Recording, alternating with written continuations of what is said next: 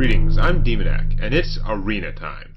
So this is going to be another one of my For Beginners series, Hearthstone Arena, but I think what I'm going to do is I'm going to still go in great detail in this video, in the, actual choosing the cards, making my deck, but I'm going to try and play a little bit faster in the subsequent videos than some of these previous beginner ones, because it's only so much you can say.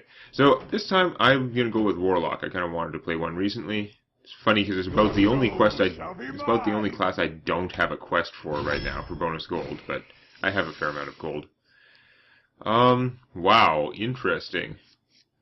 So my first card, your first card is always like a rare or epic, and it's an epic here. Big Game Hunter is actually he's a very strong card. And you see him in, I'm not up on the current meta, but I know that a while back he was showing up in a lot of the pro decks, actually. They'd have at least sort of one copy of him, because he sits there and for 3 mana, you get a minion that is totally decent number of stats for 3 mana, even though 4/2 is a little on the fragile side. I mean, he's offensive, he kills things, so that's okay. But he destroys a minion with an attack of 7 or more. Now, that's not an enemy minion. Like, if you have the only one, technically you can't play him or you'd blow up your own guy. But that takes out a lot of the big legends that people might use for finishers, or a lot of the serious threats, or just minions that have been buffed too far. And in a late game, just having one of him in the pocket to kill your enemy Ragnaros or whatever makes a big difference. In the arena, it's hard to say how many things there are. I mean, people are more likely to play with junky, like 7/7 or 9/5 minions that cost too much and don't do anything. And those are still... It doesn't matter how much the card costs, how much I don't think it's a great card. When it's in play, that War Golem or that Core Hound is a major threat. At some point, once it comes out, it doesn't matter how good a card it is, it's still a scary thing on the battlefield. So he's good for blowing up that stuff. The Blood Knight is also, he's decent stats for the 3 mana. And he has a pretty weird ability because, yeah, he destroys all divine shields in play, whether that's yours or your opponent's, and he gets a huge permanent bonus for every single one he blows up. So some people play him, they engineer it themselves, like they have their own divine shields in there. So if they played a cheap guy with divine shield on the first turn, and then on the third turn you play him and he steals your divine shield if it was still there, but now he's a 6/6 for 3. That's pretty crazy. And it's even crazier if you're stealing your opponent's divine shields. That's pretty obnoxious. But I don't know. I'm not going to have a whole bunch of other divine shield stuff to combo with him. The odds are extremely low. Plus, if you're stealing your own divine shields, you are losing something. That's part of why the bonus is so big. And I don't like hosers all that much either. I don't know how much my opponents are going to have divine shields. It's just kind of weird. So, although these guys are both actually pretty decent, I'm going to be going with the Molten Giant. He's one of my favorite minions right now. He's so amazing. You notice that his casting cost is 20. And the maximum amount of mana that you get, the maximum number of mana crystals is 10. Like, you stop gaining mana crystals after turn 10. Technically, a druid could get themselves up to 15 mana if they had the coin and they used both innervates. I'm sure there might be some way you could get even more mana somehow, but you'd never be able to cast him at 20. And all he does is, like, he's an 8/8, he has no real abilities, it's just, he costs 1 less for each damage your hero has taken. So, early in the game, he's not helping. Late in the game, if you're winning by a mile, he's actually not helping. If you haven't taken much damage, if you've only taken, 10 damage, he's still an 8/8 for 10. That's not great. If you've only taken 9, if you're at 21, you're not even going to be able to play him. But he comes out late game very cheap, right? If you're at 15 health, he's 5 mana for an 8/8. That's already pretty awesome. His cost will go down to 0. If you're down to 10 or 11, you can play him for 0 or 1 mana, and that's incredibly cheap 8/8. Now, when people actually use him in constructed decks, they almost always have something to pair with him, because the cheap 8/8 is nice, but when it's really powerful is if you have one of those rare minions that gives adjacent minions taunt. So you play the giant for free, or nearly free, and then for not too much mana you play another guy that gives him taunt, and now he's a giant barrier to help you survive. Or the other thing is, in my warrior deck, I play with a couple of copies of Charge, which is a warrior spell that gives a minion +2 attack and lets it attack the turn it came into play. Well, if I play him for 0, then I pay 3 mana, make him a 10/8 that can attack right away, that's a pretty good finisher. I'm not going to have that capacity in the Warlock deck, but Warlock hurts himself. That's what your class power does. It hurts yourself. It's a side effect. So, cards like this that benefit from when you're low health, I mean, there aren't any others that I can think of, but aren't any other Warlock cards I can think of that benefit from having low health, but whatever, this is a pretty good synergy, because you're going to have low health, even if you're winning as a Warlock. It's just going to happen. Anyway, he's big and fat. Okay, so we got a Murloc. Yeah, he benefits from other Murlocs. If you have, like, in Constructed, if you have all the different Murlocs, then there's a tendency to play, you can pretty much just play all of them, and it works out well, because they have so many bonuses with each other. But in the arena, you're not going to get enough Murlocs. It's very statistically unlikely, even if you started trying from the start. Picking Murlocs in the arena will almost always just get you a bunch of weak minions. Although there are a couple that are good on their own, like the Bluegill, the 2/1 charge for 2. He's fine on his own. You don't need to have other Murlocs to make him work. He's still 2 mana, do 2 damage to something. But anyway, this guy is not. Void Terror is a pretty strange minion, right? 3/3 for 3 looks pretty normal, but that's not really what he is, because when he comes into play, and it's not optional, if you have any other minions, then whatever is next to him, he blows it up, or rather, eats it, and takes on their stats. So if you play this guy next to your 1/3 taunt, he's not going to get the taunt, but it's going to eat your Void Walker, and he's going to be a 4/6 now. If he had something on each side of him, if he had a Molten Giant on each side, and I played him, he would destroy them both, and get +16/+16. He'd be like 19/19 minion. And remember, you could attack with them first, and then play him. So, he's not that bad, but still, I find that a lot of the time it works against you to be merging the stats into one package. It does make it a lot tougher against damage sources, but it also means that it's a single target that can be killed by things that don't care about hit points, like a warrior's execute spell, or a rogue's assassinate, or Siphon Soul, which is, it's just like the rogue's assassinate. The assassinate costs 5, destroys a minion. This costs 1 more, still destroys a minion, but it also heals you for 3. And for a Warlock, healing is pretty good, because later in the game, you've usually taken a lot of damage. If you haven't seen it already, I'm sure you have, but the Warlock's ability, his hero power, is it costs 2 mana, just like everyone else's, but his also does 2 damage to you. And the reason for that is because his power is just pay 2, draw a card. And as I'm sure we've mentioned, cards are about the strongest thing you can get. Like a hunter can pay 2 and do 2 damage to his opponent. That's okay, but a card that just does 2 damage would be a very weak card. This, every time he uses it, is drawing an entire card. It's drawing you a Siphon Soul. It could draw you a Molten Giant. It could draw you whatever good stuff you have in your deck. Plus, it's helping you go through your deck faster if you had combos that you want to get before the game ends. You're going to see more cards in your deck if you keep using this.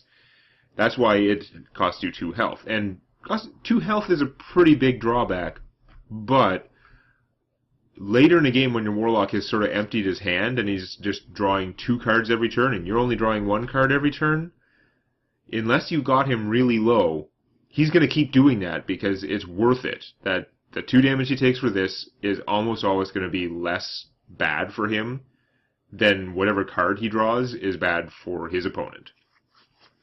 Anyway, I don't like the Void Terror that much. There's some tricks you can do with them, which I'll mention if they come up later, but I'm just taking Siphon Soul. So here we got, you're going to start to see this theme with the Warlock, is that a lot of their cards are slightly stronger than you'd normally get for the casting cost, but have a drawback, and usually it's a fairly big drawback. Like the Succubus is a 4/3 for 2. Normally you'd have to pay 3, although for 3 mana you can get 4/3 minions that, like, if they're rare or epic, you can get 4/3 minions with pretty crazy powers. But 2 mana for a 4/3, that's kind of awesome, but when you play her, you have to discard a card at random. That's a horrible drawback. We were just talking about how cards are good. She's balancing it out. Now, you can argue, okay, well, that's kind of like making her cost 4 and 2 health, right? Because the Warlock can get that card back later, but it's hurting your options right now when you play her. And the problem is, she is stronger than you can normally get for 2 mana, but because her stats are offense-focused, she still only has 3 health. She's just not hard enough to kill for something that you invested a card in, an extra card. You play 2 mana for her. She loses out, ignoring his ability. She loses out to a 3/2 like the Mad Bomber. Okay, she loses to any number of 1 and 2 mana spells or weapons that do 3 damage. Like, there are just so many things that can go wrong and kill her. She's just not tough enough to be worth it. If she was a 3/4, I think she'd be kind of awesome. Because 4 health for 2 mana, like that early in the game, 4 health is very hard to get rid of. Or it's going to take more cards to get rid of, so you're going to at least, whatever, you spent an extra card to play her, but your opponent's probably going to have to spend an extra card to get rid of her, and it'll even out. As it stands at 3 hit points, often you're going to pay 2 mana, you're going to play her card, and lose another card, and your opponent's just going to kill her with 1 card. Maybe they'll take 4 damage or something, but yeah, it's not really worth it. Dread Infernal is different, because he's expensive enough that his drawback is not much of a drawback, it's more just an ability. Deal 1 damage to all other characters when he comes into play. I mean, it does hurt your own guys, but because it's under your control, you can plan for it, and it can be pretty useful. And in Constructed, I don't like this guy very much, but I think actually for the Arena, I'm going to take him, because that's a little bit more like board-clearing area damage. I don't know if I'll be getting any other area spells because the Arena is pretty random. And he's still a 6/6 for 6, is decent size for the stats. Dread Corsair is really only good if you have a deck with a lot of weapons. Like, a warrior might have a lot of weapons. A rogue, obviously, a rogue should easily have 1 attack with a weapon, which turns him into a 3/3 taunt for 3, which is not actually all that good, considering you have to have something to make it work. But at least 3/3 taunt for 3 is as good as Grizzly Bears. This is not a set of cards I like, actually. The Priestess of Elune, she's got those sort of offense-oriented stats. You pay 6 mana and she's only a 5/4. That's kind of small for the cost. And then she's pretty fragile for it. I mean, in Constructed, I find I don't like paying 5 mana for things with 4 hit points because they're a little bit too fragile. They tend to get killed off by your opponent's slightly cheaper minions. Now, because I'm a Warlock, and because this is the Arena, she's not looking as bad to me. That healing 4 health to myself is probably going to be important. Like, it helps that one of the cards I draw will give me a minion and heal me some more health, which will be worth more cards for me later. There's also the Flame Imp, who's kind of the opposite, right? He's another Warlock minion. He's cheap. Like, normally you have to pay 2 mana for a 3/2. He only costs 1. But he deals 3 damage to you when he comes into play. And if you have a very fast deck, he can make it faster, right? I mean, that's still a very strong first turn play. If you play him first turn, then your opponent plays a minion, and then as long as you have some card to blow up your enemy minion, then this guy's going to he's probably going to pay off. He's going to do 3 damage, and then he's going to be able to kill the next thing that they play, or if you can keep killing it with stuff from your hand, he can keep hitting for 3. But remember, he has to hit your opponent once just to break even. If you play him for 1 mana, and then your opponent on their turn goes, bzz, take 2, blows him up with something, then you each spent 1 card, but you took 3 damage, just like you Sinister Striked yourself. So I'm not a big fan of him, and especially in the Arena, I can't count on my deck being fast enough or having stuff to boost him or protect him. I don't like that. So I think I'm, for once in my life, going to take the Priestess of Elune.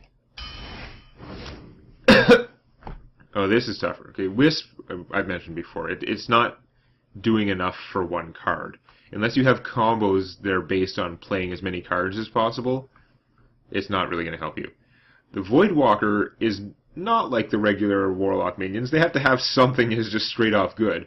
He's your basic sort of taunt minion, like the Goldshire Defender, whatever guy. There's a neutral minion. It's a 1/2 taunt for 1, and it's kind of weak ass.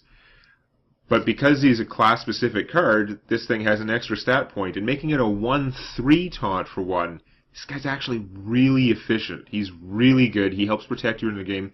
A lot of the other minions that your opponent will play for 1 mana, and some of the ones that they will play for 2 mana, can't kill him in 1 hit, and that's pretty awesome. He also works out really well. There's a Warlock card that costs 2, that gives +2/+2 to a friendly demon, and that works really well on him. If you play him first turn, then second turn, like your opponent will play something. Your second turn, you give him +2/+2. Now he's a 3/5, and because he has taunt, you can just hit your opponent for 3, and that early in the game, it's usually okay to let them they'll probably have to attack him, lose their guy, and then use something else to finish him. That early in the game, you're not too worried about the fact that, oh no, they might blow him up and then you won't get to kill their minion. It's usually not as big a problem. Later in the game, it's very risky to leave things alive and count on taunts to kill them. But, yeah. That particular play works out really well, though. On the other hand, there's a Yeti. And we know I like the Yeti. Yeti just has a lot of stats for his cost, and they're arranged the way you want.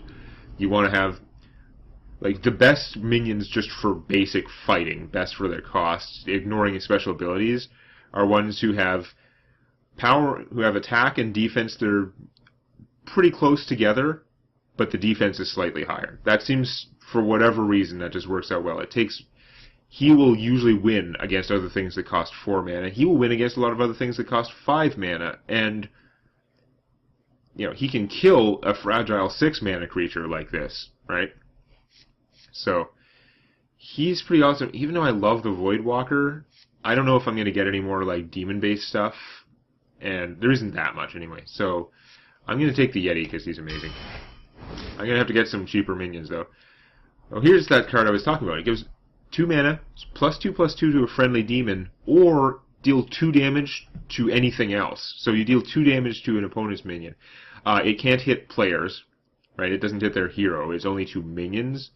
But still, 2 damage for 2 mana, it's not great, but it's fine for an early game killing a minion sort of card. And the fact that the flexibility that it can also give +2/+2 to your Voidwalker, or your Dread Infernal, or whatever, actually makes it pretty friggin' awesome. All those demons that have a horrible drawback, I don't like them. I think part of the reason that their drawbacks are so horrible relative to their stats is because if you get them with the Demon Fire, they become awesome. If you get out one of those cheap demons and they don't die right away, next turn you put Demon Fire on them, and now they're really scary for that point in the game, if you were doing that near the start of the game, as soon as you could cast them. Even though I don't have a lot of demons yet, and I don't know if I'll get them, this is a very strong choice, because it's still 2 damage to a minion. It doesn't cost that much. That's pretty good. There's also Soulfire, which costs 0. It does 4 damage to anything, including players, so it's a pretty good finisher card. The drawback is you discard a card at random, which is horrible. You don't want to use this early in the game, right? If you can avoid it, because you're going to lose something that you were counting on. But when you draw it later in a game, if you had no cards in your hand and you draw this, it's completely free. And you can also, if you have this sitting in your hand, if you can play the other cards in your hand, then you can just dump this last. After you've used all your mana, you can still do this. That's pretty good too. So it's a strong card. It's very hard for me to choose, and I actually like the Abusive Sergeant too. He's a 2/1 for 1, which is fine. It's hard to get a better than a 2/1 for 1 mana. And his ability is pretty darn flexible, right? It gives a minion +2/+2 only until end of turn. Or not +2/+2, +2 attack. Only until end of turn, but that's enough that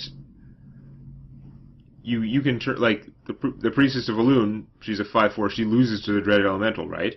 But if I give her +1 attack even, that's all it takes so that now they can trade. And a lot of times you can have a weak minion.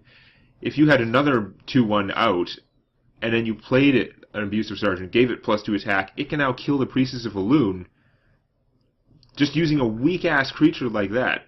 That's pretty awesome. She costs 6 mana, and you can use another 1 mana creature and then boost it with this guy temporarily to finish her off. So he works out really well, and I do need that, but I don't think I can pass up these cards. It's just a question of which one.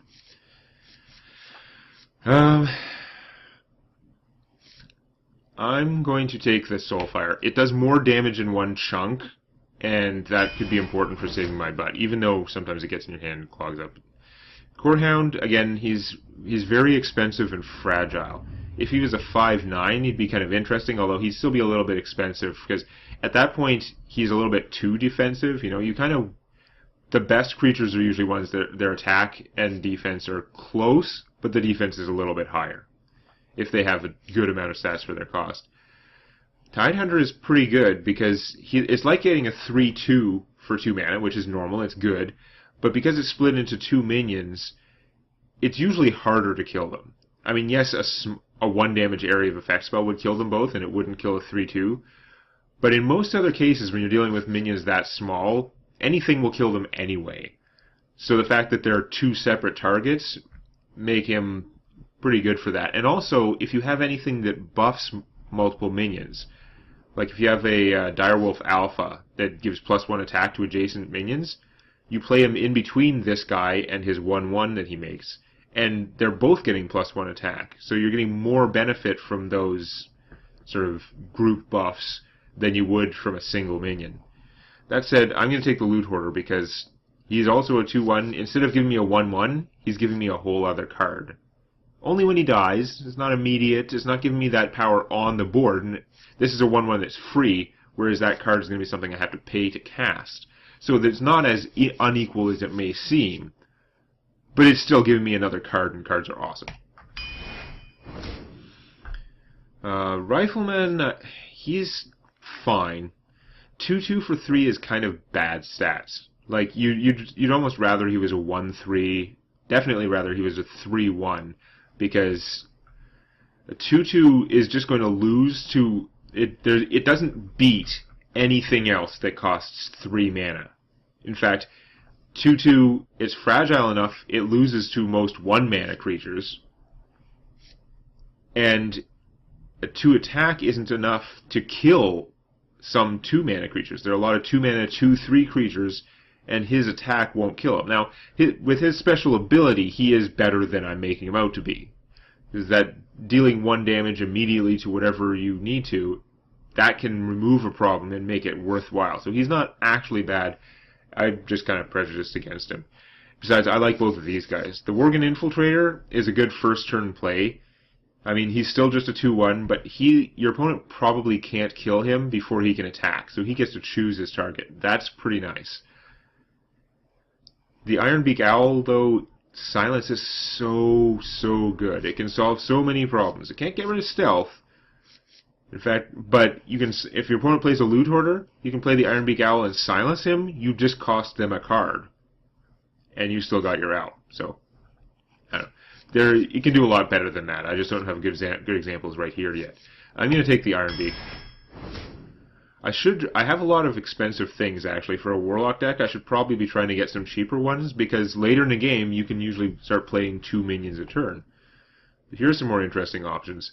The Ogre Magi is a 4/4 for 4. Perfectly decent stats. Again, this is why the Yeti is amazing, right? Because, guess what? He doesn't have any special abilities, but he just wins the fight against this guy.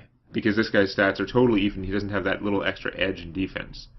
But +1 spell power, there are so many damaging Warlock spells. I already have 1, but there was that 2 mana one that I passed up. That would have been good. It would make this do 4 damage. Hellfire is another whole discussion, actually. Hellfire is a very strong card, but like so many Warlock things, it has a pretty rough drawback. Other classes do not have a way to deal 3 damage to all your opponent's minions for 4 mana. That's like a lot. That's a huge area spell, right? Mages have 1 damage for 2 mana. They have 4 damage to all enemy minions, but it costs 7 mana. This is almost as much damage. And it hits the enemy hero. It just also hits your hero and all your minions. And hitting all your minions is the bad part. So yes, hitting your own stuff is a pretty bad drawback. But this is a very powerful card. And you can just imagine there's so many situations where either you have one big minion that can survive the 3 damage, and maybe this will clear away defenders with taunt and allow you to get through with it, or just if you have hardly anything on the board and your opponent has built up an army, like you're losing hard, this can reverse that situation in a hurry. So that's pretty tempting. The Summoning Portal is also a very weird card. It's a 0/4. I mean, it doesn't do anything much on its own. But you'll find usually your opponent will spend time to kill it. And 4 toughness is just enough that it takes some effort. They have to use an attack with a good minion, or 2 attacks with weak minions. Although it's annoying, if it had at least 1 attack, then killing it with weak minions wouldn't work out very well. Like, your opponent would at least still take damage on all their minions. But at 0 attack, they can just kill it with whatever they want. A couple of 2/1s can beat it down. But it makes all your minions cost 2 less mana. Or rather, any of your minions that cost 3 or more have their cost reduced by 2. So a 3 mana minion with this out costs 1. Remember, you can pay 2 and draw an extra card once per turn. So you could play a 3 mana minion for 1, pay 2 mana, you draw like another 4 cost minion, play him for 2. That is a hell of a turn. If you play this 4th turn, that's 5 mana. So you could play the following turn, you could do that. That is massive. So your opponent has a lot of incentive to kill this. On the other hand, it doesn't have as much benefit on 2 cost minions, and it does nothing for 1 cost minions. And a lot of Warlock decks do play just like a ton of efficient 2 cost minions because it's easy to draw and play 2 of them every turn. This is tempting, though. I have a lot of sort of expensive minions. Although it doesn't make that much difference from the Molten Giant. But I think I'm going to take the Hellfire just because I'm a little bit worried about control. You need to start getting more cheap minions, though. Murloc Warleader, if I was going to have a Murloc deck, this is the critical one. He's the one that, without him, the Murloc deck kind of sucks.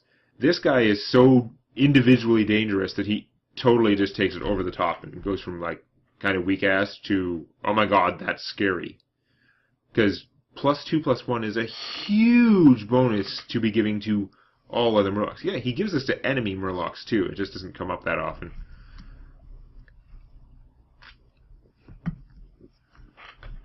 Subseat Captain only gives +1/+1 to pirates. And he only gives them to your own pirates, but there are a lot less pirates, and you're not going to see a lot of pirate decks. Maybe when they bring out more cards, we'll see more pirates, but not right now.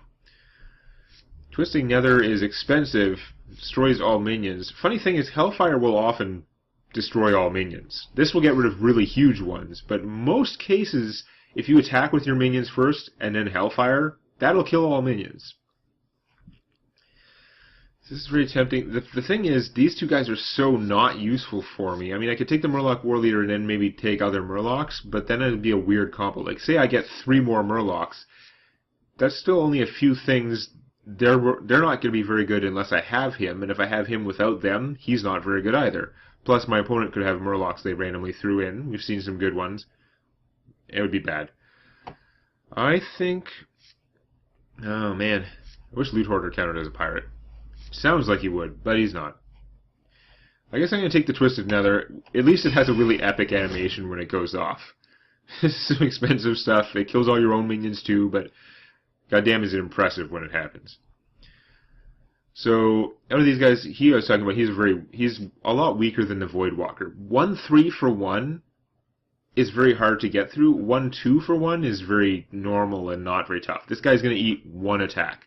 He does have the minor advantage that if you play him even later in a game, you draw a 1-mana creature, you're usually like, oh no, I need more strong cards, right? When you only have 1 or 2 cards in your hand, you're looking to draw things that are big. He's not that, but at least, no matter, no matter how big your opponent's things are, if your opponent only has 1 or 2 minions and they're big, this guy's still going to stop an attack just as well as a 3-3 taunt or a 3-5 taunt. They still have to waste 1 attack on him. So he's not totally worthless, but I mean, it's also a lot easier to kill him some other way, like with a spell. And of course, if they have any small junk to go alongside of their big minions, they'll use the small junk to kill him and they'll still get through. Corruption is a really interesting card, not necessarily interesting in a good sense, but it's very interesting because it's so cheap. You choose any enemy minion and you destroy it. It's gonna die. Just not right now. It waits until the start of your turn to destroy the target. So, if they have a huge taunt minion that's stopping you from getting through, this isn't gonna help. You can play it on them, and then at the beginning of your next turn, it'll kill their big thing, but it was still in your way for your whole turn. You weren't able to attack, right? Similarly, if they have a big thing that's threatening to kill you, you're like, haha, corruption! Okay, but they're still going to get to attack once before their thing is destroyed. So, yeah, there's a real problem with corruption. It often doesn't work out right. And just to add that little extra bit of annoyance, corruption, because it doesn't happen instantly, it's a spell effect. It's like an enchantment that is on the minion. So if you corruption my Chillwind Yeti, you're like, haha, well, I'm going to take 1 turn of beats, but then he'll die. On my turn, I could Ironbeak Owl, silence him, he would lose the corruption, so he wouldn't die after all. That doesn't happen too often, but that's because people don't play corruption too often, because it's got, like, that delay is kind of horrible. I'm going to take the Wolf Rider, because for 3 mana, he's going to do 3 damage right away.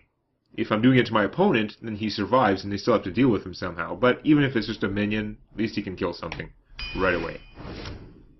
Another Flame Imp, I don't like. Ironbeak Owl, I do like. Stranglethorn Tiger, he's pretty strong, right? I mean, he's 5/5. 5 health is enough that the things that normally affect stealth minions, like area of effect spells, or spells that target a random minion, are unlikely to kill him. Because if it's just doing damage, he's got a lot of hit points. He's like a multi-shot, deal 3 damage to 2 enemy minions, that's a hunter card. It's not going to kill him even. It's not even going to, it's not even all that close to killing him. Even with 1 spell damage, it wouldn't kill him. He's pretty tough for stealth. And then on your next turn, he is going to get attacked. He's kind of like a slow charge, right? Except that charge is, when they design the cards, charge is very expensive points-wise. Like, for 3 mana, you could get a 3/3. It's costing him, you could get a 3/3 with a good ability. So it's costing him 2 points of stats and having any other ability in order to be a charged creature. The Stranglethorn Tiger is perfectly decent size for the cost. Stealth, that's his ability. He doesn't have any other ability. But it's not costing him stats to have that. So he gets to be bigger for his casting cost than a charged minion would be. Because there is a turn when something could sort of happen. Like, you play a Stranglethorn Tiger, and I can Twisting Nether and destroy all minions, and there's nothing you can do about it. But that doesn't come up very often. It does cost 8. I've played a lot of constructed games against Warlocks, and I don't remember ever being hit with a Twisting Nether in a constructed game. Maybe once. Not in ranked play, anyhow. It's so expensive. But so this is good. I think I need more faster things, and while the Ironbeak Owl is not really that fast, like its stats are not high for the casting cost, they're kind of low, I can play him for 2 mana if I have to. And I like that option, plus later in the game he can silence something obnoxious, so I'm going to go with that again.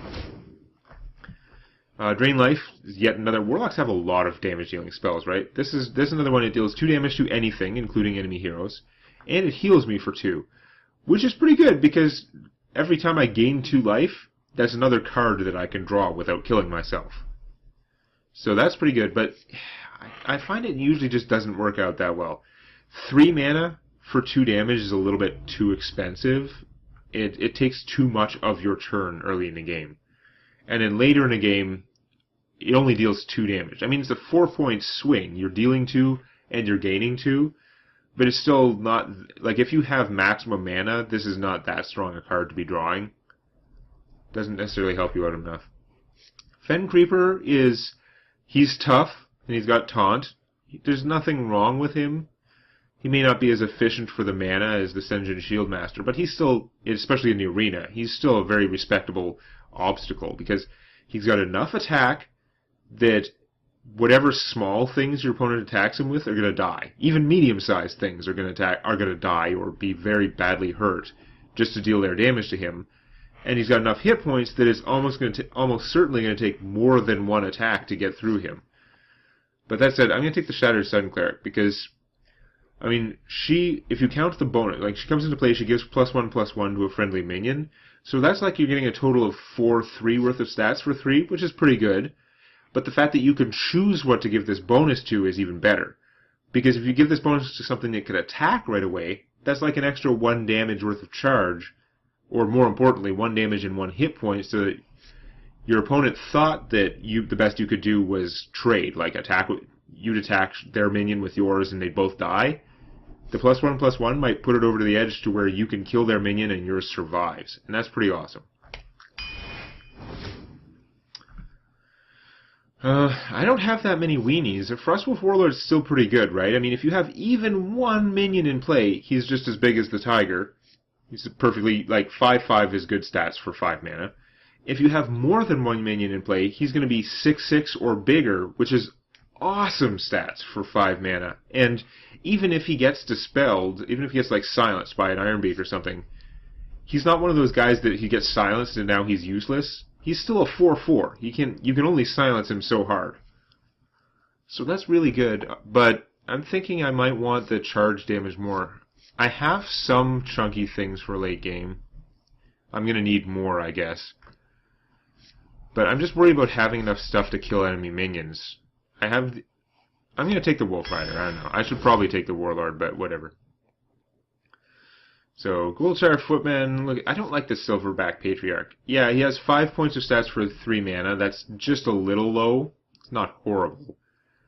But the way they're distributed, he's not going to, like, the things that attack him are not going to die. They're not even going to get hurt that bad most of the time. And he's not tough enough to survive 1 medium-sized creature like a Yeti. He doesn't work out very well. He's a beast, so he might work out okay if you're a hunter, because hunters have cards that combo with beasts, which is kind of why he's a little weaker, because being a beast is actually an advantage, which is worth points when they're, like, designing the cards. They assign it, like, a certain number of points based on the casting cost. Being a beast takes a point or something, because it does work with other cards. But if you're not a hunter, that's a wasted point. Like, that being a beast doesn't help you. I think I'm going to take the Acidu's. He's a little bit more aggressive, like a 3/2 for 3, a 3/2 for 2. I need some, like, decent attacking sort of minions for cheap. And the fact that he destroys a weapon, most opponents don't have weapons most of the time. But if you do blow up a weapon, anything but a rogue's dagger, it's really costing your opponent something significant to blow up a weapon normally. Okay, so he's again not very good for me. Hellfire is tempting. I have so much area damage if I take this. But there's also the Voodoo Doctor, who only costs 1. He's a 2/1 for 1. Again, that's normal for a 1 mana creature. That's good. That's good enough. And that's good enough that he can kill a lot of 2 mana creatures, right? But healing 2 is actually a pretty damn good ability. As a Warlock, that's healing me 2. I'm going to deal damage to myself even if I'm winning, just to draw more cards. So that's helping balance that out. Like, that's worth another card to me. I still have to pay 2 mana to get it, but that's almost worth a card. And you can also use it to heal, like, if my Yeti attacks an enemy minion, he takes some damage, I can heal him. That might help him survive the next fight. So Hellfire is very good, but I already have a Hellfire and a Twisting Nether. I've got some things for killing minions, right? I've got the 2 Wolf Riders and a Siphon Soul. I've got a lot of stuff. I think I'm going to take the Voodoo Doctor because I need more low casting cost fighting stuff. The Worgen is so strong if you can get him to take damage and survive somehow. He's almost never going to survive because he's in this weird place where he's so powerful that he almost never gets a chance to do anything because your opponent will spend the extra effort to kill him. Like, if my opponent plays this guy, I would probably just Soulfire to kill him if I had to. Even if I'm losing something else good from my hand, it's probably worth it, because if I just had a Loot Hoarder in play and the Raging Worgen got to attack, it hits the Loot Hoarder, so I lose my guy. He takes 2 damage, gains Wind Fury and +1 attack. Now he can hit me for 4, or he could kill my Priestess of Elune, which only has 4 health. He's a psychopath. But unless you have reliable ways to do 1 damage to him without killing him yourself, he has the potential to go crazy, but he's not reliable because your opponent will find a way to kill him. He's just a little bit on the fragile side to make up for his tremendous power. The Frost Elemental is actually a pretty good thing. It's a 5/5 for 6, not great stats, but you're still getting quite a decent-sized minion, and freezing a character, you freeze an opponent's minion, or even their hero, if they're one of the classes with weapons, freezing them so they can't attack is good. But just freezing an enemy minion so it can't attack can do so much for you. It's very strong, but I'm going to take the Loot Hoarder because it's another cheap thing and it'll draw me cards. I'm going to have so much card drawing in here, maybe I'll deck myself, but usually the game ends long before that. So Sense Demons is another interesting card. For 3 mana, several classes have something that's like 3 mana, draw 2 cards, right? The Mage, literally, Arcane Intellect is just pay 3 mana, draw 2 cards. The Priest has Thoughtsteal, which is 3 mana, and it gives you 2 cards, but those cards aren't drawn from your deck. They're duplicated from random cards in your opponent's deck, which is pretty interesting. This is a different method. This goes through your deck and finds 2 demons at random and puts them in your hand. So this is giving you very specific things. It's controlling what you get, which is very interesting. You could try and do things with that in Constructed. Now, the drawback is you probably only have so many minions in your deck. If you don't have 2 whole demons left in your deck, then it'll go through, find any demon that's left, and if it, for each time it looks for a demon and can't find one, it just gives you a 1/1 for 1 imp with no abilities. So if you pay 3 mana and it gives you 2 1/1s, and then they each cost 1 mana to put into play, I think, that's a pretty weak card at that point. So you really do want to have the demons in your deck. Now, that would help me get my Dread Infernal, and nothing else at this point. I just don't have the demons for it. So you could argue that'd be good. That's like a good way to get the Dread Infernal into my hand, but he's kind of expensive. It's not really going to be worth it for me. And it'd give me like a junky 1/1 as well, I guess, but yeah, I can do better for that. The Archmage, he's expensive. He's very tough for his casting cost. I mean, the problem is I always look at him and compare him to the Boulder Fist Ogre. The Boulder Fist Ogre is a 6/7 for 6. He can do a lot of fighting. Like, very few things can attack a Boulder Fist Ogre and not die. Whereas this guy, big things can run into him and maybe survive, and I don't know. But +1 spell damage is pretty good. I don't have that many damaging spells yet, though, and I might not. So instead, I'm going to take another damaging spell, another Soulfire. I hate having 2 Soulfires in my hand. But this thing's actually a really powerful card, so I'm going to take the risk. Stormbite Commando, it's a 4/2 for 5. That's kind of horrible stats. Like, that's very fragile and kind of expensive, but it's because he does 2 damage to something when he comes into play. So it's like getting a 4/2 for 3, which is decent, but he comes packaged in the same card as a 2 mana, deal 2 damage to anything spell. When you look at him that way, he's actually pretty good. But I'm going to go with the Silverhand Knight. I think I need more, like, meat to put out on the board, more minions. And this is 6/6 worth of stats for 5 mana, right? A 4/4 and a 2/2. And a 4/4 is a respectable, like, fairly tough guy. I could get another Twisting Nether, which is getting silly at this point. We have the Pit Lord, he's a 5/6 for 4, right? I go on and on about how awesome the Yeti is, This guy costs the same, and he's even bigger. Not only is he's got more attack and more defense, he actually kills the Yeti and survives. That's pretty rough. But he deals 5 damage to you when he comes into play. Again, he has to hit your opponent once just to break even. I find that drawback is just too harsh. Now, here's an interesting spell, Bane of Doom. This is 5 mana, and it just does 2 damage to a character. Which, for 5 mana, I could have done 2 damage to a character and gotten a 4/2 minion out of the deal if I'd taken that Hunter guy from the last row. But this, if it kills that character, if you kill a minion, like finish off a minion with this 2 damage, it summons a random demon. It'll take a random demon, not from your deck. It's one of the advantages of being a computer CCG, right? Instead of an actual card-based one. It'll just make up a demon and put it into play for you. So if I played this and I got really lucky and got a Pit Lord, I'm not 100% sure that he's on the list of demons you can get, but if he is, if he gave me a Pit Lord, this doesn't trigger battle cards. It just puts the minion into play. It wouldn't trigger the battle cry. So I would just get a 5/6 out of that. That would be pretty cool. It could also give me like a Dread Infernal. I know that's on the list, I'm pretty sure. Or it could just be a 3/2 or something, but as long as you kill something with this card, it's going to pay for itself, and every once in a while, it could give you something randomly huge. So, I'm going to try this. Now, the Corruption, not that great. Murloc Raider, there's another example of where his only ability is being a Murloc.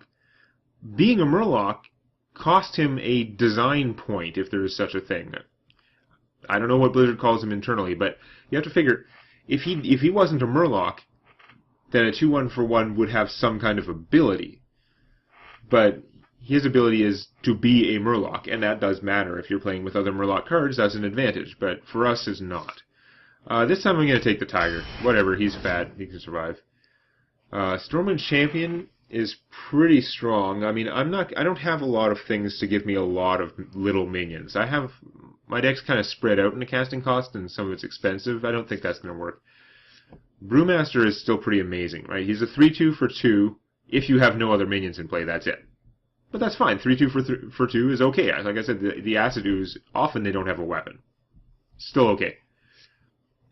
But the fact that he can return a friendly minion to your hand, like you don't have a choice. If you have another minion in play, you have to return it.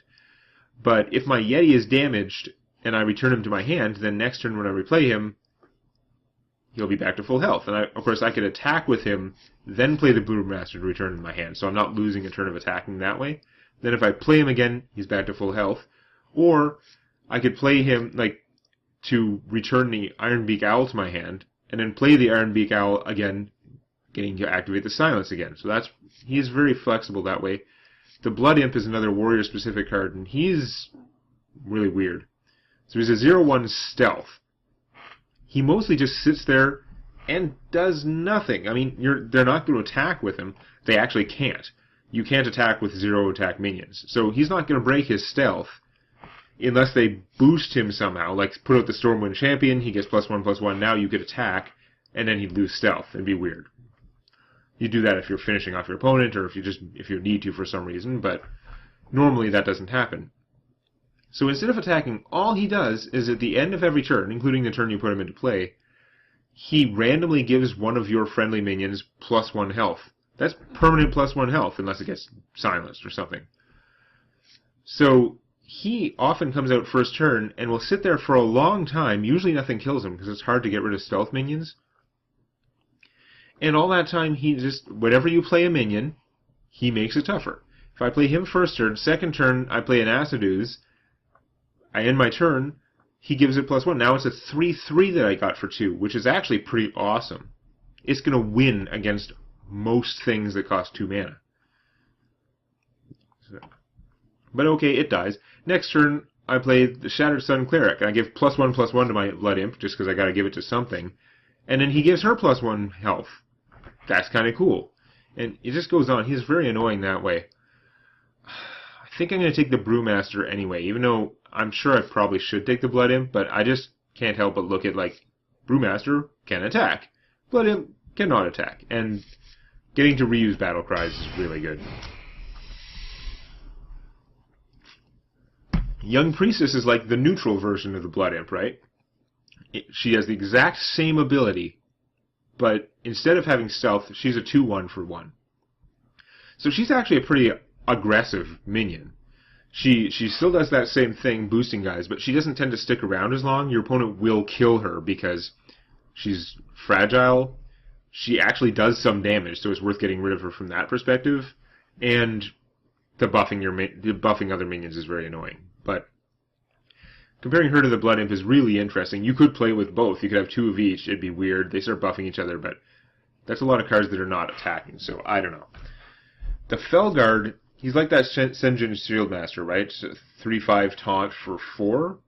He costs 1 less mana because he's a Warlock card, but his drawback is he blows up one of your mana crystals. So he costs 1 less mana now, but he costs 1 more mana every future turn, even after he's dead, until you hit the 10 mana crystal maximum. So you will still go up to 10 mana crystals if the game goes on long enough. But man, I don't like him at all. I just find him not good. The drawback hurts too much. What you get for it isn't going to accelerate you in a crazy enough fashion. He's still just like a taunt guy. Alarmobot is pretty weird. So it's a 0/3 for 3. You're going to find your opponent will often spend effort killing it. So maybe that's good for something like a 0/3 taunt. But again, taunt minions that don't have enough attack kind of suck because it's not costing your opponent much to get rid of them. It's costing him attacks, probably just 1 attack for this guy. It's not costing them the cards, which is why you like 3/5 is good stats for a taunt. But because it takes several attacks to get rid of him usually, and he's going to do significant damage back to them. This is just going to get killed most of the time. But if you play this and say you're playing him behind a taunt, like you already have a taunt out, and then you play this guy, now it's harder for your opponent to kill him. You might have to use a spell. If this guy survives to the start of your turn, he returns to your hand. Yeah, he just bounces right back up to your hand. But before he does that, he takes... If you have any minions in your hand, he will take one of them at random and put it into play. So, if the only minion card in my hand was the Molten Giant, this guy would trade places with him, and now I have an 8/8. You can get crazy awesome plays out of this guy, but it's really not reliable, right? Because it's a random minion in your hand. If you have any cheap minions in your hand, you might get one of them instead of the expensive one. I mean, you could have just played the cheap minion instead of this guy. When he brings them into play, they still have summoning sickness, right? They still can't attack that turn. So you play him, nothing happens for a turn. Then on your next turn, you get out the Molten Giant if you're lucky. And then he still can't do anything for a turn. So, it's not the greatest. And they don't get battle cries, which it's great if you Alarmobot out like the Felguard, because you're not triggering his disadvantage. And that's kind of interesting, but it's not so good if you Alarmobot out the Shattered Sun Cleric. She doesn't get her battle cry, which is the whole reason you're playing with her in the first place. So it's kind of iffy. I normally wouldn't pick him. I'm going to take the Young Priestess. She's unambiguously good. And I got a legendary. Well, that was lucky.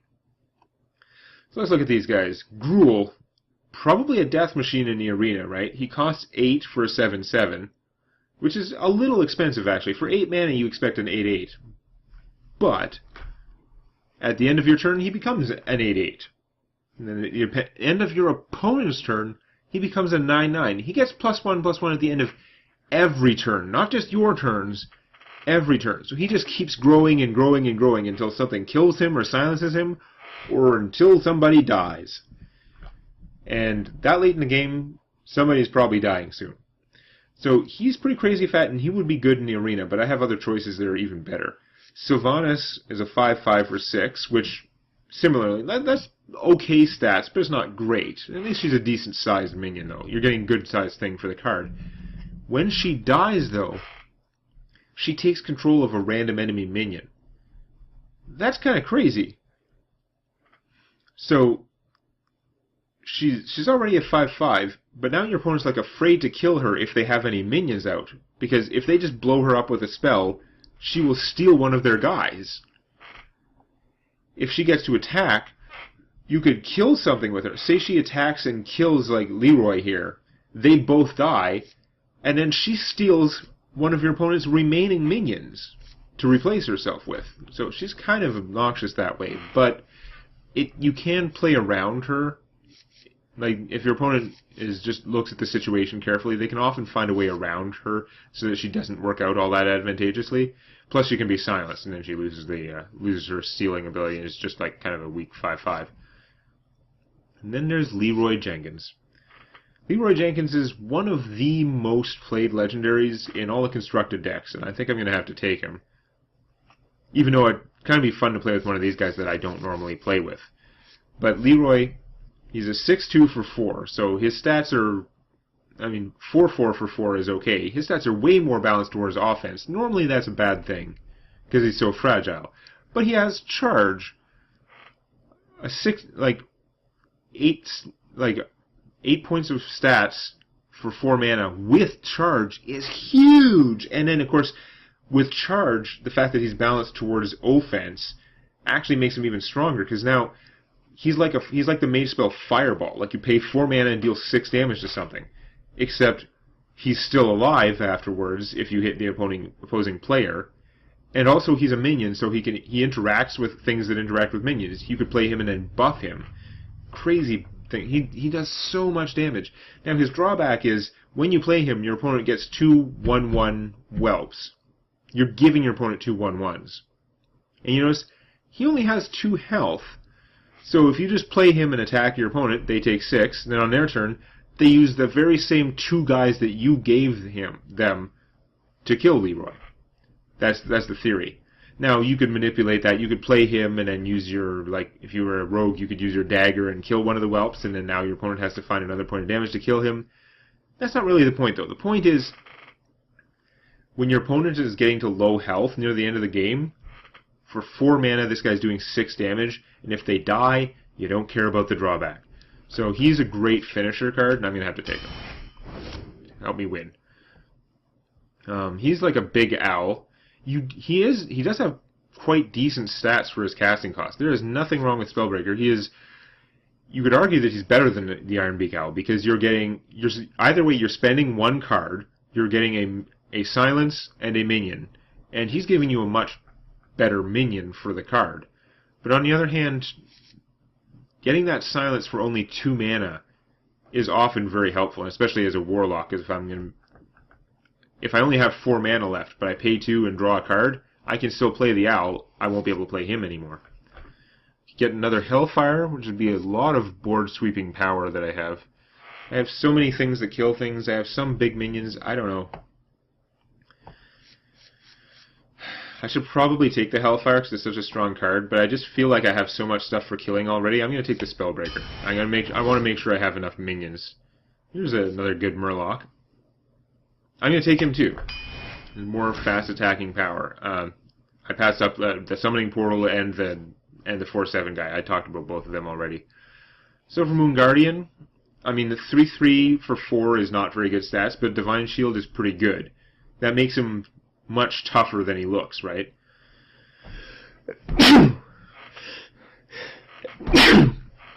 Because he can do his 3 damage and take nothing when he fights the first time he fights with an enemy minion. So if they don't find a way to just pick at him and do a point of damage first to blow up his shield, he could potentially function as if he was a 3/5 or a 3/7 or whatever. Like, he can hit something for 3 and take no damage, and then you've got a 3/3 left afterwards. It works out pretty well. I much prefer there's another neutral card who is 3 mana for a 3/1 Divine Shield, because they both get just as good a shield. She's just easier to kill after it, and for 1 less mana, I find her appealing. But the Argent Squire, you're going to see her in a lot of fast decks and a lot of Warlock decks.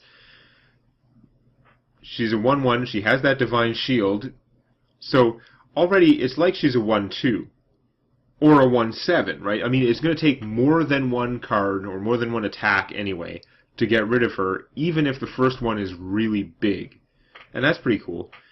But it also means that she's more survivable. She's a good target for buffs. Like, if I give her the +1/+1 for the Shattered Sun Cleric, it's harder for something bad to happen to her and get rid of that. That said, I'm not as excited by her. I'm going to take the Flesh-Eating Ghoul because I think we've seen he can go pretty crazy. Like, whenever a friendly minion dies, he gets +1 attack. When an enemy minion dies, he gets +1 attack. If you can protect him, if you can just keep killing your opponent's stuff before they get a chance to attack, this guy can become a giant monster and just kill your opponent. So, we're going to try that. Leper Gnome, you see him in a lot of Warlock decks, because a 2/1 for 1 is, again, totally good stats. His ability is when he dies, he deals 2 damage to the enemy hero. That may not help control the battlefield at all, but when you play him, you're getting 2 almost guaranteed damage to your opponent, and a 2/1 creature. It's actually kind of good. A 2/1 creature doesn't have that big a life expectancy, so he's much more likely to deal 4 damage than a regular 2/1. He only has to attack once. A regular 2/1 has to attack twice, which means it has to have survived like 3 turns. Then there's Shadow Bolt, which is very straightforward. It's 3 mana, deals 4 damage. It can only target minions. Otherwise, it would be amazing. But it's still pretty strong. The Dreaded Infernal is also strong.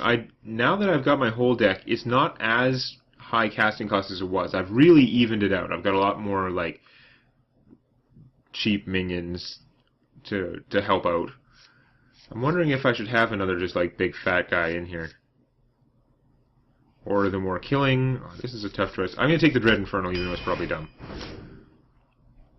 Elven Archer, 1/1 for a card is pretty horrible. You pay 1 mana, that's fine, but you're only getting a 1/1. The fact that she's dealing 1 damage wherever you choose is actually very flexible and helpful. There are a lot of times when the situation is you're just like 1 or 2 damage away from being able to finish something, and you could save her in your hand until you need that 1 damage to finish an enemy. That's when you play her, and it's pretty good. Or if you have enraged creatures, if I'd taken that 3/3 Worgen, you can use her 1 point of damage to very judiciously enrage your own guy right before he attacks. Said Bloodsail Raider, I like 2/3 for 2 is very good stats. If you have weapons in your deck, she can be amazing. She's very good for a rogue, because rogue will often have at least 1 attack worth of weapon, in which case you're getting a 3/3 for 2 mana. And if the rogue is poisoned their weapon, or if they have a bigger weapon, then she comes out huge. Warriors have tons of weapons, so it's very easy for her to be a 4/3 or a 5/3 or a 7/3 for 2 mana, which is incredible. But I don't have that stuff. I'm going to go with the Fairy Dragon. It's hard to kill. Can't be targeted by spells or hero powers. There was some confusion in one of my videos recently. A druid can still kill the Fairy Dragon with their power, because their power doesn't target the Fairy Dragon. The druid's hero ability gives the druid +1 attack and +1 armor. And it's the druid's attack that would be hitting the Fairy Dragon. That's totally legit. It doesn't say anywhere that they can't attack it with like a weapon or a shapeshift or whatever. So the druid can still beat on this thing, so can a rogue, but a mage can't shoot it, and a priest can't heal it, and mostly it can't be targeted by spells, which is very good.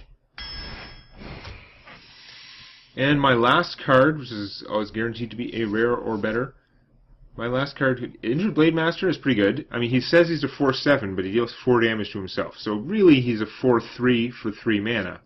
Unless you have some way to heal him, which makes him pretty awesome for priests and some other decks. I don't have that much healing stuff in here. I have like the Voodoo Doctor, which would be cool, but that's all I have, really. Mind Control Tech, again, 3/3 for 3 is decent stats. If your opponent does have 4 or more minions, this guy's getting you insane card advantage, right? Whatever he steals, you have to think of it this way. For your 1 card, you're getting a 3/3, you're stealing an enemy minion, and stealing an enemy minion is like destroying an enemy minion and you gaining a minion. So if he goes off, even if he steals something weak, like a 2/2, he still killed an enemy 2/2 and gave you a 2/2, and he's a 3/3, all for 3 mana. So when his ability works, it's amazing, and sometimes it'll go crazy and steal your opponent's best thing and totally win you the game. But the situation's already way out of hand if your opponent has 4 minions. I have enough things in here for killing minions, and I already have AoE spells. I have Twisting Nether, I have Hellfire. Hopefully I can do something if I'm getting overrun. I'm not going to count on that. I'm going to count on Argent Commander, because he's like a much more restrained, cautious, defensive version of Leroy Jenkins. He costs more, he has less attack, but he has no drawback, and he's got a Divine Shield, so he's not really a 4-2, he's like a 4-5 or a 4-7 or whatever. The first amount of damage he takes does nothing. He's at least a 4-3 because they're going to have to do 1 damage to get rid of the shield, right? He's very good at coming into play, killing an opponent's minion in exchange for his bubble, and then you still have a 4-2 out there. We're going to take that. That is Warlock, and we're going to jump into the game, and from now on I'm going to go a lot faster. I'm going to mostly just play. I'll still talk you through what I'm doing, but I'm going to... Talking through every card when you choose the deck takes a lot out of your voice. Alright, so let's see what I run into. It's going to be interesting. I mean, my deck ended up being sort of spread out of the casting costs, but I don't know. I feel like some of my low-cost stuff, or in the 3 and 4 mana range, I don't have that mmany minions, so I might run into troubles there. Where I have a bunch of expensive things, a bunch of cheap things. Your soul shall be mine. I'm going second. This is probably dumb, but I don't really want Soulfire in my starting hand. I want something that doesn't cost me a discard. I'm going to get rid of Silverhand Knight because he's expensive. And I hope I get some more, like a Yeti would be nice, but cheap things are good. That's a pretty good cheap hand. Squelch my opponent, because I don't need to know what he has to emote. Bane of Doom, that'll be interesting later, but for now, I think the best use of my coin is going to be get out the Loot Hoarder. Because he should be able to, whatever my opponent plays, there's a good chance the Loot Hoarder can at least kill it, even though he'll die in the process. Reporting for duty. Okay, since he's got that, that'll kill my Loot Hoarder without costing him a card, but it means that I can hit him for 2 in the meantime, and there's not much pressure on me, right? It's not like he put out a 2-3 that's going to do something scary if it takes damage. No, this is just a 1-1. I'm not scared of that. I'm going to start taking damage to draw cards right away, because it's not worth playing the Owl and silence a guy with no abilities. These owls could come in handy later. Paladins have a lot of spells that they can put to enchant their, like, increase the power of their creatures. Okay, so I drew a card from my Loot Hoarder dying. Reporting for duty. He's not playing his cards. He's hanging on to them, just sort of saving cards, using his 1/1 making ability. I'm going to play the Flesh-Eating Ghoul and see if he dies. Normally I'd rather try and protect him a little bit more, but this early in the game, first off, my opponent's got nothing out there. He'd probably play something big, but... Aw, that's really annoying. That's a very good use of a temporary +2 attack from this guy. Sort of like what I was talking about with that 2/1 Sergeant before. That temporary bonus lets you trade a crappy minion for a very good one. Most annoying. I can't quite kill him with my Wolf Rider. The Owl's silencing him, not very good. You know what, though? Since I also can't kill him with the Hellfire, I think I'm just going to play the Wolf Rider and attack my opponent. Mana not working out very well that turn. I would love to draw a card, but there's a good chance I draw nothing useful and either do nothing or play an Owl without any useful use of the silence. That'll be worth silencing. If I'm not going to kill him. I'm probably going to kill him. Oh, that's not helping. That weapon is really good. It gives him 2 attacks at 4 damage, and he's usually going to heal 4 in the process, so... Goddamn. Yeah, that's very unfortunate. I was hoping that this guy would take some damage somewhere, so that I could finish him with Bane of Doom, but no. I guess what I'm going to do is... I'm going to silence him, because that enchantment... He's going to draw a card every time this guy attacks. I have to get rid of this guy. So, even though I could play him, I'd get a 4/4 and a 2/2. That wouldn't actually help with this, plus my opponent would just use his sword to kill the 4/4, and then I'd be in really bad shape. So no, I'm going to So many possibilities. silence him so he doesn't draw any more cards. And I'm going to hit him for another 3. I mean, I should probably hit this guy so he's... Yeah, actually, I'm gonna hit this guy. So I hate doing that. It's not great play to damage an enemy minion without finishing him, especially if you're losing something in the process. But I figure I have to take that risk this time because I need him to be low enough that he dies to my other stuff. So my opponent has a pretty deadly army out there now. And he still gains the rest of the health from that sword for hitting me. The fact that he's using it to attack me makes me think he has more weapons in his hand, because you can only have one weapon out at a time. He might as well use it up. But what I'm going to do is Hellfire all those guys. Screw them. My health is now very low, and that's not good. But I'm going to draw another card anyway, even though somewhat suicidal. I need all these cards to protect me. I'm thinking my stuff might be a little bit too slow, though. There's a lot of slow cards. I was hoping for some faster ones. And he does have another sword. I'm not going to have a lot of health left after that. God damn. So I can't draw cards anymore. It's just too hurtful. Oh. That is really, really bad. Now I'm actually dead unless I can heal or something. So I've obviously played this too aggressively. Let's see what I get when I kill this with Bane of Doom. Wow, was that not what I needed?